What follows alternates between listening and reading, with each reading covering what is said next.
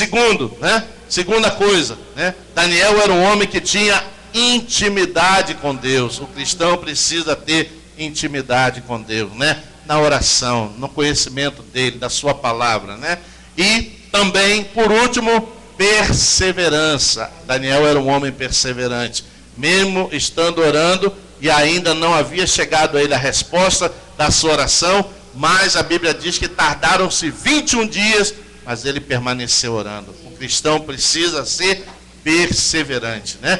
Após a palavra, nós oramos, chamamos os irmãos à frente para nos ajudar, esteve nos ajudando a orar pelas pessoas, irmão José, pastor Herman, eu, o irmão Neander também esteve lá, e estávamos ali orando pelas pessoas, oramos por todas as pessoas, em várias causas. No final oramos pela juventude, que Deus abençoe, um grupo maravilhoso de jovens que ali estavam na vigília. Olha, que bênção. Então, irmão, participe, né? São momentos assim especiais que Deus reserva para derramar a sua doce e gloriosa presença sobre nossas vidas, né?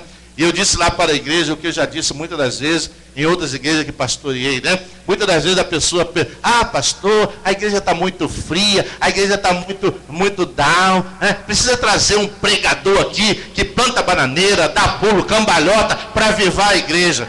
Isso não funciona. Avivamento é vida com Deus, você e ele, amém? Esse negócio está por fora, amém? Esse camarada, ele vem, ele acende um foguinho na igreja e depois vai embora, o fogo apaga, né? Então, vida aquecida é vida de intimidade, é vida de oração, é vida de comunhão, é presença no culto, é leitura da Bíblia, é ouvir a mensagem. Essa sim é vida avivada, amém? Esses camaradas que estão por aí, eles são nada mais, nada menos que salteadores, só andam pulando daqui para ali, e levando, mexendo com as emoções do povo. Deus não precisa mexer com as suas emoções, Deus precisa transformar o seu coração, amém? Aleluia. E o que transforma o coração é palavra, é conhecimento de Deus, é vida de intimidade com Deus, né? Então, muitas das vezes, a pessoa que diz que a igreja está fria, não, quem está frio não é a igreja, quem está frio é você, meu irmão. Vai buscar Deus, vai orar, vai clamar ao Senhor, vai se encher, né? Seu samburá, olha aí o samburá aí, enche o samburá da presença de Deus, amém? Aleluia. Então, irmão, é preciso isso. Então, avivamento é algo que se cultiva dia a dia na presença de Deus. Não tem esse negócio, essa conversa fiada. Vamos fazer uma campanha de avivamento de 3 dias. Nada disso, nada disso. Vamos fazer uma oração que aviva muito mais. Amém? Oração, comunhão com Deus, né? Então, é por aí. Então, graças a Deus, eu falei lá para os irmãos que avivamento é vida de comunhão com Deus. Você quer ser um crente avivado? Mantenha sua comunhão com Deus. Leia a sua Bíblia, tire o seu tempo de oração, venha para os cultos, participe da escola, participe dos estudos. Ou seja, crente que está envolvido, ele não tem tempo para apagar a chama, amém? Ele está sempre aceso, né? Amém? Crente aceso é aquele que está sempre na presença de Deus. Esse não apaga nunca, é madeira de dar em doido, é o que eu digo, eu sou assim, eu sou madeira de dar em doido. Quando a pessoa pensa que eu estou caindo, Deus já está me levantando de novo, amém? Aleluia, glória a Deus. Então tem que ser assim, querido, não fique esperando um pregador que vai fazer, ele não vai fazer nada, vai fazer Deus na sua vida, amém? A partir do momento que você buscar, manter uma disciplina com Deus, de constância na presença de Deus. Quem aviva a igreja é o Espírito Santo de Deus, amém? Ele que aviva, ele que renova, ele que abençoa. Então, vamos buscar isso, né? Então, olha, não perca a próxima, porque vai ter, daqui a pouco a gente vai fazer uma outra. Não fique de fora, venha estar com a gente, né? Venha orar, venha chorar na presença de Deus. E por falar nisso, nós vamos iniciar esse mês de dezembro, um mês de oração, né? É um mês de oração, nós vamos começar um propósito, onde vamos estar orando pela família, né? Vamos orar pela família. E por falar em oração, nada melhor do que falar um pouco sobre isso. O que é, na verdade, oração? Será que você sabe o que é orar? Será que você sabe realmente como se colocar diante de Deus para orar, como um intercessor, como alguém que vai guerrear contra as forças espirituais do mal que agem nas regiões celestes? Qual a função daquele que se propõe a orar? O que é oração? Qual é a oração que Deus ouve? E qual é a oração que Deus não ouve? Porque tem oração também que Deus não ouve. A Bíblia diz lá, pedis e não recebeis. Por quê? Porque pedis mal para gastar nos vossos deleites. Amém? Eu digo sempre, Deus é responsável em suprir necessidade. Deus não sustenta luxo. Luxo é por tua conta. Você quer luxo? Vai trabalhar, vai dar duro, vai fazer por onde, para você sustentar o teu luxo. Deus não dá luxo, Deus provê necessidade. É o que a Bíblia diz, né? Buscai em primeiro o reino e todas as demais coisas serão acrescentadas, porque Ele, o Senhor, conhece as vossas necessidades. Amém? Deus supre necessidade. Deus não é responsável por luxo. Luxo é por tua conta, né? É um extra, né? Você quer um upgrade na sua vida, então faz por onde? Vai fazer por onde, amém?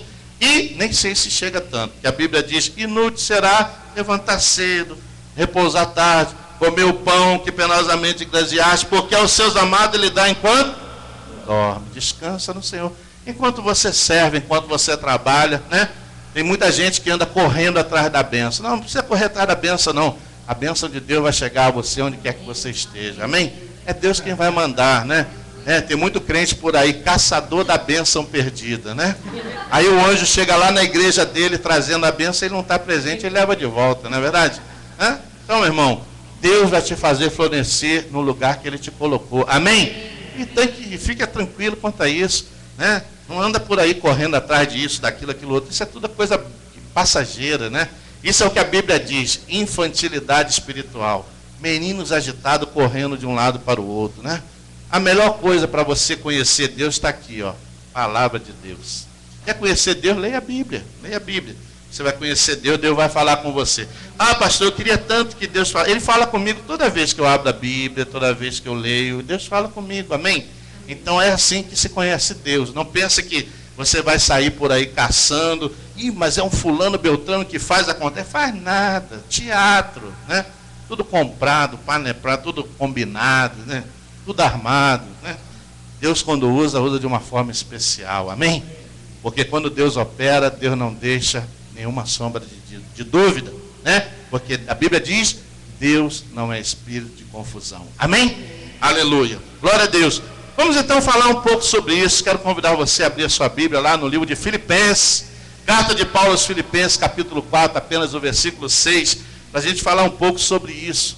Qual a oração? Como é que Deus quer que eu ore? Como é que Deus quer que eu me coloque ante a Ele, na presença dEle, como o intercessor diante dEle? Qual é a oração que Deus ouve, que Deus atende, que Deus responde, né?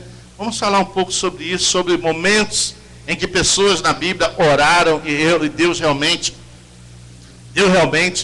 ouviu a oração, ouviu o clamor para abençoar, para prover, para atender, para muitas coisas, né? Filipenses capítulo 4, versículo 6, amém?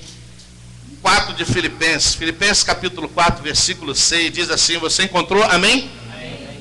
Diz assim, não andeis ansiosos de coisa alguma, em tudo, porém, sejam conhecidas diante de Deus as vossas petições, pela oração e pela súplica, com ações de graça. Amém? Oremos, Deus e Pai, nós te damos graça por tua palavra na manhã de hoje, lida, e pedimos tão somente, Deus, que tu nos guie, que tu nos inspire, nos revele, nos oriente, para que não sejam as nossas palavras, mas que a ação, o mover e o agir do teu Espírito Santo venha sobre este teu servo, Senhor, que se dispõe a ser um instrumento em tuas mãos, para que o teu nome seja engrandecido e glorificado. Abençoa, Deus, a tua igreja, abre as nossas mentes, nossos ouvidos, nosso coração, para que possamos entender um pouco deste assunto tão importante, Senhor, que é a oração. Como devemos nos colocar na presença de Deus em oração. Abençoa-nos ricamente, em nome de Jesus. Amém e amém. O que muitos às vezes chamam de oração, a Bíblia identifica como vãs repetições de palavra. Porque não pode haver um momento de oração na presença de Deus, sem que antes haja um momento de exaltação, sem que antes haja um momento de adoração, de ações de graça, né? Lá no capítulo de Mateus, fala sobre isso, Mateus 6, que diz que nós devemos, antes de colocar diante de Deus as nossas petições, as nossas necessidades, nós devemos adorá-lo, nós devemos exaltá-lo, nós devemos glorificá-lo, devemos agradecer a Deus por tudo que Ele já tem feito por nós, né? A oração não é uma mera repetição de palavras, como a Bíblia chama, mas a oração, ela envolve um clamor da alma.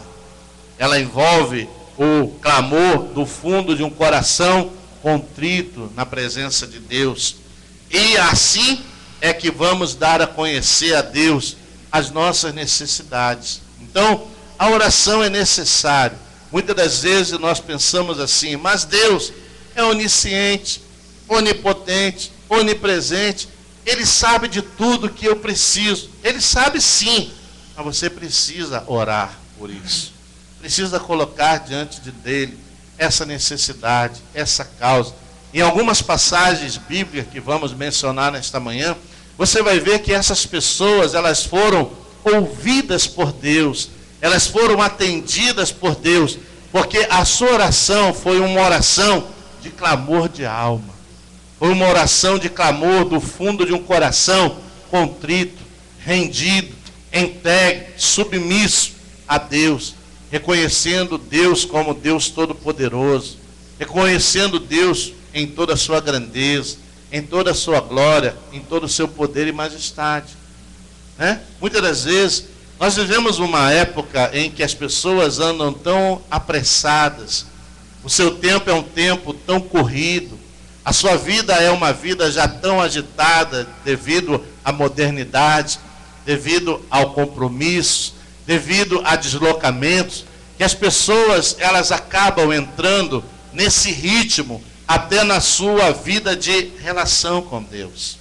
Elas querem ser rápidas, elas querem ser o mais objetivas possível, porém, passando pouco tempo na presença de Deus. E não é isso que Deus quer, né? Deus não quer que você chegue, né? Com Deus me deito, com Deus me levanto, com a graça de Deus e do Espírito Santo. Isso não é oração, amém? Isso é vã repetição de palavra, né? Quer faça bem, quer faça mal, em nome de Jesus, amém. Né? Não é assim, né? Isso é vã repetição de palavra. Oração é quando você se rende diante de Deus e começa a falar com Ele, reconhecendo o que Ele é, na sua grandeza, no seu poder, na sua bondade, na sua misericórdia, reconhecendo Ele como o seu Salvador, né? Reconhecendo Ele como Deus que é o teu escudo, a tua fortaleza, e por aí vai.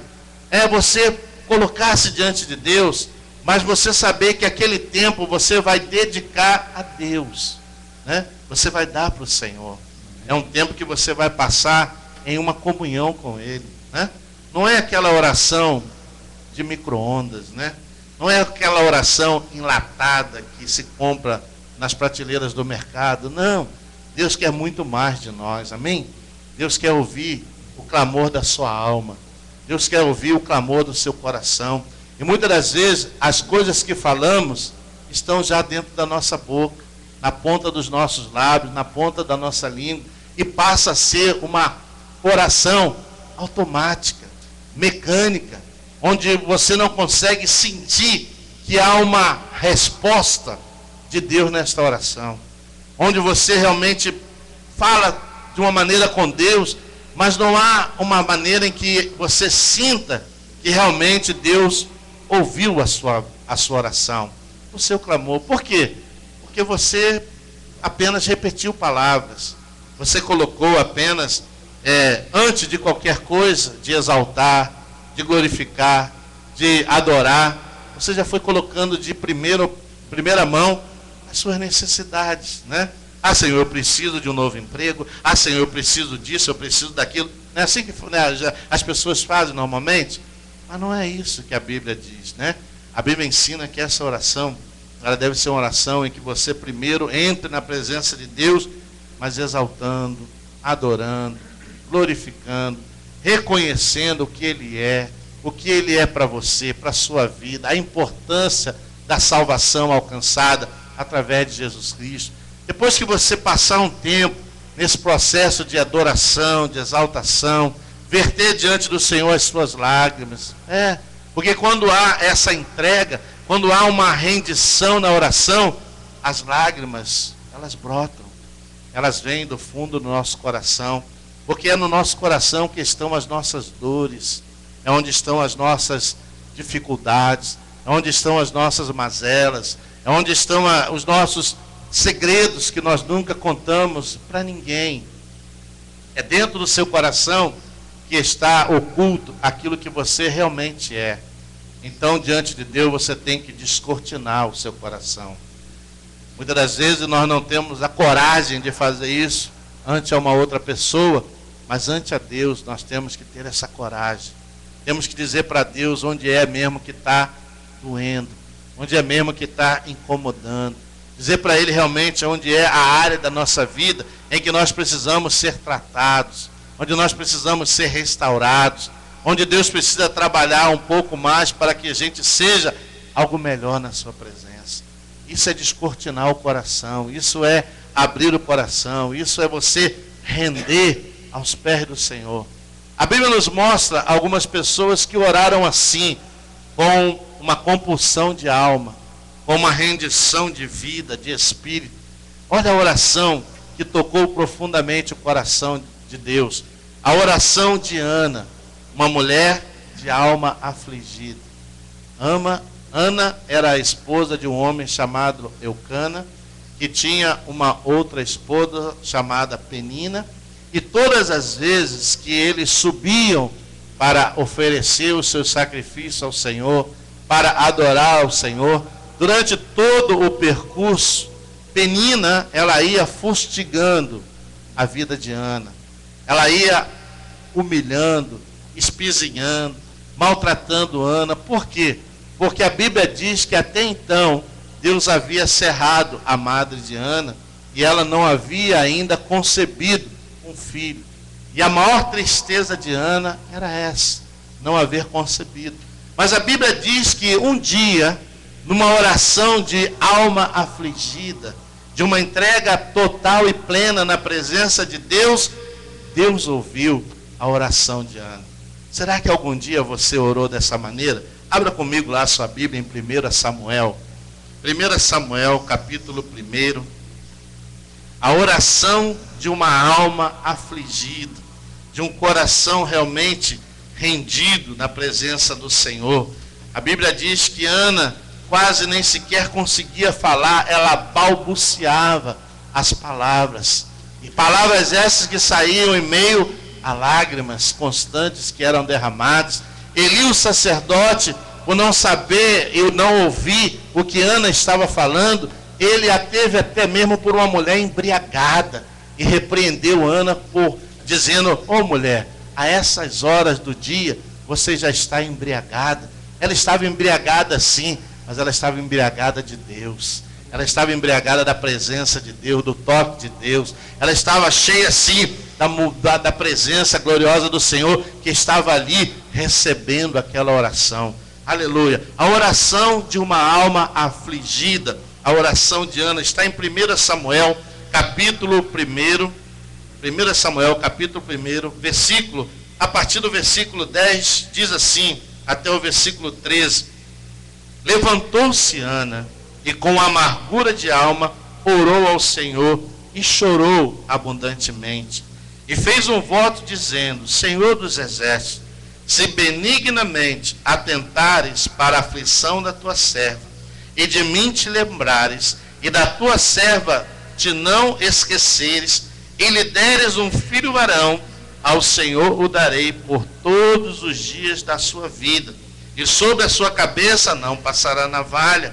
Demorando-se ela no orar perante o Senhor, passou Eli e a observar-lhe o movimento dos lábios, porquanto Ana só no coração falava, seus lábios se moviam, porém não se lhe ouvia voz nenhuma.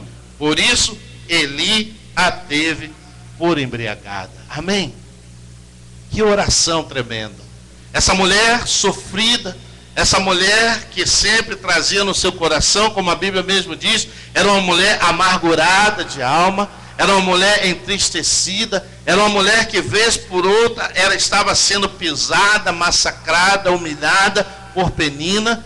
Ela não tinha uma outra maneira senão orar a Deus, senão colocar diante de Deus. Qual era a sua necessidade? A necessidade de Ana era conceber. E a Bíblia diz que ela se colocou na presença de Deus e derramava diante de Deus as suas lágrimas.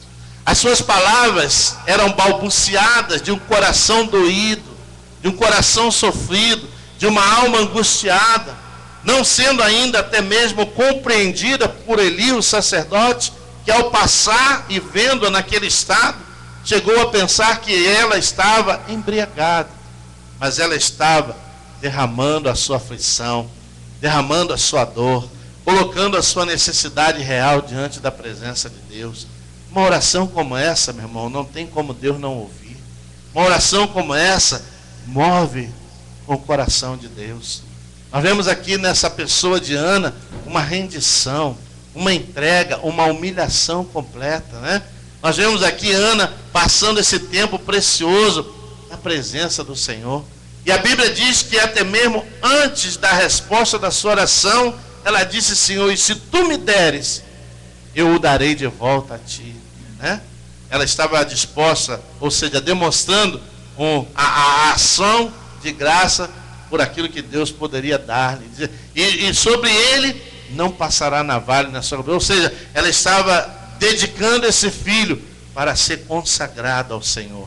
Ela já estava de antemão, antecipadamente, dizendo: Senhor, ele será um filho consagrado a ti. Se tu me deres, eu não ficarei com ele, mas eu o entregarei a ti. E foi o que aconteceu. Quando a Bíblia diz lá, uma outra passagem mais adiante, eu não vou ler, mas se você quiser, você pode ler depois, dando continuidade a esse texto, que a Bíblia diz que em uma certa noite, coabitando Eucana com sua esposa Ana, a Bíblia diz: lembrou-se o Senhor da oração de Ana, e Ana engravidou e concebeu um filho que veio a ser o profeta Samuel. Amém?